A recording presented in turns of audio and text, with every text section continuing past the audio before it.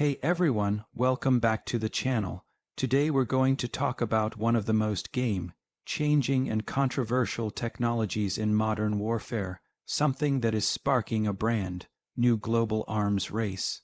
These aren't ordinary missiles or fighter jets. These are hypersonic weapons, machines so fast that they can travel more than 5 times the speed of sound, maneuver while in flight, and hit targets before anyone has time to react. It sounds like science fiction, but it's real, it's happening right now, and it's completely reshaping the balance of power among the world's superpowers. For decades, the idea of hypersonic flight has been a dream. Traveling at Mach 5, Mach 10, or even faster means outrunning conventional defense systems. Traditional missiles follow predictable paths, which makes them easier to track and intercept. But hypersonic weapons don't play by those rules. They fly low, they can change course mid-flight, and by the time radar picks them up, it may already be too late. That's why military analysts say hypersonic weapons are not just an upgrade, they are a revolution. The United States, Russia, and China are at the center of this race. Russia has already showcased weapons like the Avangard glide vehicle and the Kinzhal missile, claiming they can reach speeds above Mach 10 and deliver both conventional and nuclear payloads.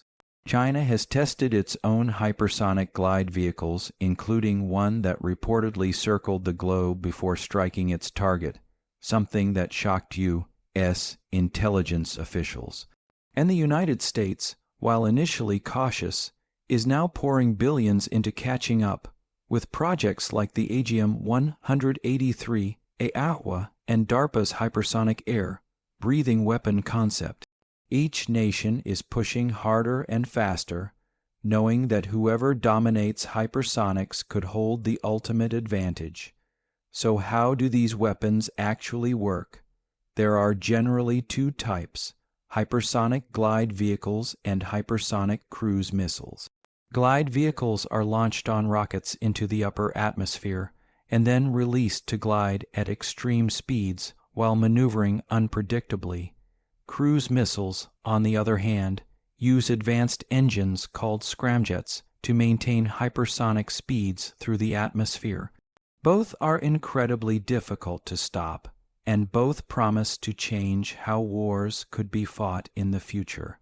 The real danger here isn't just their speed, it's the uncertainty they create. With a hypersonic weapon, you can't always tell what the target is or whether it's carrying a nuclear warhead until it hits. That means nations under attack may have only minutes, or even seconds, to decide how to respond. And when nuclear powers are involved, that kind of pressure can be catastrophic.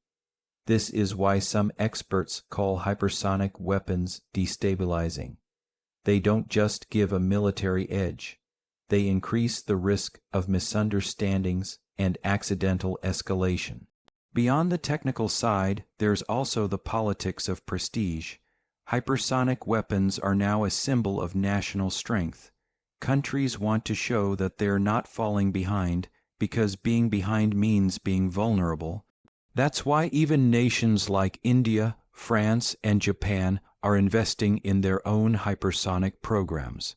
It's not just about offense, it's also about defense, because the only way to stop a hypersonic missile is with equally advanced tracking systems, space-based sensors, and potentially even direct-energy weapons like lasers.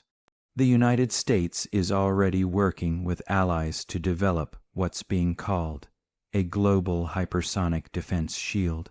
Imagine satellites orbiting the Earth, watching for hypersonic launches in real time, combined with interceptors and energy weapons designed to hit missiles moving at blistering speeds. It's a massive challenge, but without it, countries risk being left completely exposed. Another key part of this story is cost. Building hypersonic weapons is enormously expensive. Each test can cost hundreds of millions of dollars, and full deployment could cost billions. But despite the cost, no nation is willing to step back, because in this race, falling behind could mean losing not just influence, but also security. The military, industrial complex is heavily involved, with defense contractors pushing new prototypes every year and governments funding research like never before. But here's something to think about. While hypersonic weapons are being built to deter wars, their very existence might make wars more likely. Imagine a world where countries know they could strike each other in minutes with no way to defend. That creates a constant state of tension where the margin for error is razor thin. A false alarm, a miscalculation, or even a technical glitch could trigger a chain reaction with devastating consequences. That's why some experts are calling for international treaties to regulate hypersonics, similar to nuclear arms agreements in the past. Whether nations will agree to slow down is another question entirely. So where does this leave us in 2025? The hypersonic arms race is in full swing. Russia and China are already showcasing their weapons. The U.S. is racing to deploy its own, and other nations are not far behind. Defense systems are being upgraded. Space is becoming the new frontier for missile tracking, and militaries around the world are rewriting their strategies to account for this new reality. We are standing at the beginning of an era where hypersonic weapons are no longer experimental. They are operational, and they could define global security for decades to come. The bottom line is this: hypersonic weapons are fast, powerful, and almost impossible to stop. They're changing the rules of war and pushing nations into a dangerous new competition. The question isn't just who will win the race. It's whether humanity can handle the consequences of such a weapon without tipping the world into instability. Thanks for watching, and if you enjoyed this deep dive into the hypersonic arms race, don't forget to subscribe to the channel for more explorations into the world of advanced technology, luxury, and defense. Stay curious, stay informed, and I'll see you in the next video.